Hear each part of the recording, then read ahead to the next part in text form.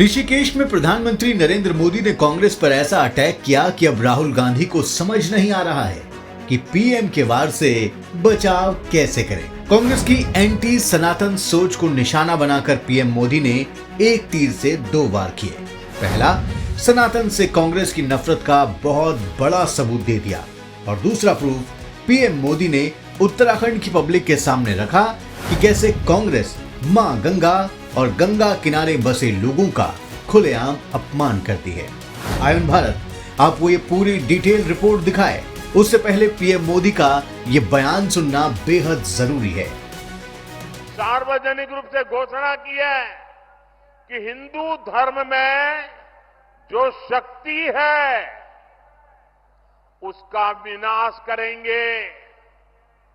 ये कांग्रेस शक्ति स्वरूपा मां धारी देवी, मां चंद्रबदनी, मां ज्वालपा देवी की शक्ति को खत्म करना चाहती है। सुना आपने, पीएम मोदी ने बताया कि सनातन को लेकर कांग्रेस की सोच कितनी घटिया है, इसलिए कांग्रेस सनातन धर्म का बार बार अपमान करती है। और दूसरा सबूत यह है कि साल 2016 में उत्तराखंड में कांग्रेस की सरकार ने हर की पौड़ी पर मां गंगा को स्केप चैनल का नाम दे दिया और इससे यहां बहने वाली गंगा की जलधारा को पवित्र नदी न मानकर नहर का दर्जा दिया गया था।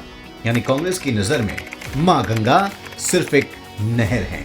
कांग्रेस की इसी एंटी सनातन सोच पर पीएम मोदी का दूसरा हंटर चला। पीएम मोदी ने गंगा के अस्तित्व पर सवाल उठाने वाली कांग्रेस को ऐसा करारा जवाब दिया कि कांग्रेस को कोई जवाब ही नहीं सूझ रहा है। वही कांग्रेस है जो कहती रही है कि हर की पौड़ी में वो मां गंगा के किनारे पर हर की पौड़ी नहीं है। ये क्या कहते हैं, एक नहर के किनारे बसी है। अब ये गंगा जी के अस्तित्व पर सवाल उठा रहे हैं। इन्हें उत्तराखंड के लोग सबक सिखा करके रहेंगे। कांग्रेस पर पीएम मोदी के हमले के बाद सफाई देने सामने आए कांग्रेस नेता हरीश रावत। हरीश रावत ने कहा कि उन्होंने कभी गंगा को नहर नहीं कहा।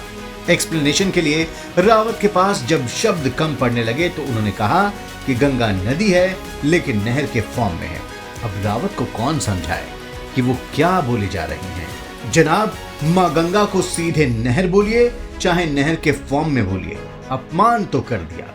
मां गंगा को नहर बताकर कांग्रेस ने सिर्फ उत्तराखंड के लोगों का ही अपमान नहीं किया बल्कि पूरी सनातन संस्कृति और गंगा में डुबकी लगाने वाले, गंगा जल से पूजा पाठ करने वाले, गंगा किनारे रहने वाले हर भारतीय का घोर अपमान कांग्रेस ने किया। जानबूझकर गंगा से जुड़े लोगों के सम्मान को कांग्रेस ने चोट पहुंचाई। गंगा उत्तराखंड से लेकर पश्चिम बंगाल तक बहती है। करीब 2500 किलोमीटर लंबी गंगा नदी उत्तराखंड में पश्चिमी हिमालय से निकलती है और उत्तर भारत के मैदानी इलाकों से बहती हुई बंगाल की खाड़ी में मिल जाती है। गंगा किनारे करीब 30 लोकसभा सीटें हैं। इसका चुनावी गणित आपको समझाते हैं।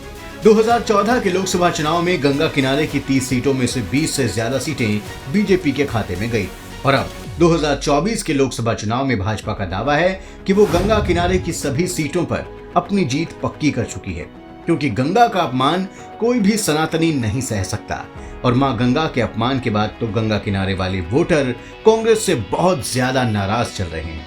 1984 तक गंगा किनारे की सभी लोकसभा सीटों पर कांग्रेस का कब्जा था, लेकिन 90 के दशक में कांग्रेस के इस गढ़ में सेंधमारी शुरू हो गई और बदलते वक्त के साथ चुनावी बयार भी बदली और धीरे धीरे गंगा किनारे वाली आधे से अधिक सीटों पर बीजेपी ने कब्जा कर लिया।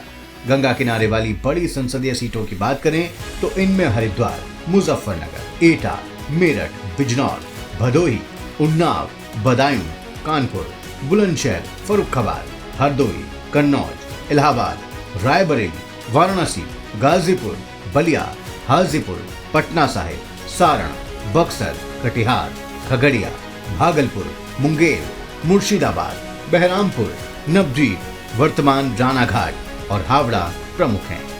वाराणसी तो आज इंटरनेशनल सीट बन चुकी है क्योंकि इसी सीट से नरेंद्र मोदी लगातार 2 बार संसद में पहुंचे और देश के प्रधानमंत्री बने। गंगा किनारे वाली रायबरेली सीट भी राजनीतिक रूप से काफी अहमियत रखती है। 2019 में हरिद्वार सीट पर बीजेपी ने जीत दर्ज की। गंगा किनारे की कानपुर सीट भी 2014 और 2019 में भाजपा के खाते में गई। प्रधानमंत्री मोदी ने कहा कि देवभूमि में देवताओं का आह्वान करने की परंपरा है। पीएम मोदी ने देवताओं को प्रणाम करने के साथ ही बुजुर्गों से आशीर्वाद मांगा। सभी दाना सयाणु दीदी, भोली चाचा, बड़ियों तय मेरू प्रणाम। बात जब सनातन के सम्मान से जुड़ी हो तो पीएम मोदी सिर्फ गंगा तक ही क्यों रुके। पीएम मोदी ने तो ये भी बता दिया कि कांग्रेस ने किस तरह मां गंगा और गंगा किनारे रहने वाले सनातनियों का घोर अपमान किया। साथ ही पीएम मोदी ने कांग्रेस की एक और पोल खोली। पीएम मोदी ने कहा कि 2014 से पहले कांग्रेस की कमजोर सरकारों ने कैसे भारतीय जवानों के शौर्य के साथ खिलवाड़ किया।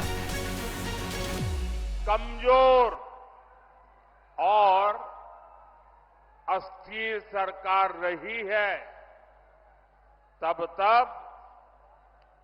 दुश्मनों ने फायदा उठाया है। जब भारत में कमजोर और अस्थिर सरकारें थी, तब भारत में आतंकवाद ने पैर पसारे। आज भारत में मोदी की मजबूत सरकार है, इसलिए आतंकवादियों को घर में घुसकर मारा जाता है। सभी जानते हैं कि इंडियन आर्मी ने आतंक को पनाह देने वाले पाकिस्तान के घर में घुसकर वार किया और आतंकियों के नापाक मंसूबों को मिट्टी में मिलाकर रख दिया था। पीएम मोदी बहुत दूर की सोचते हैं, तभी तो पीएम मोदी अपने हर एक भाषण में कहते हैं कि उन्होंने ऐसे बड़े बड़े फैसले किए जिन फैसलों के बारे में सोचने की भी हिम्मत कांग्रेस में नहीं थी। लेकिन जो मोदी है ना, वो तो बहुत बड़ा सोचता है।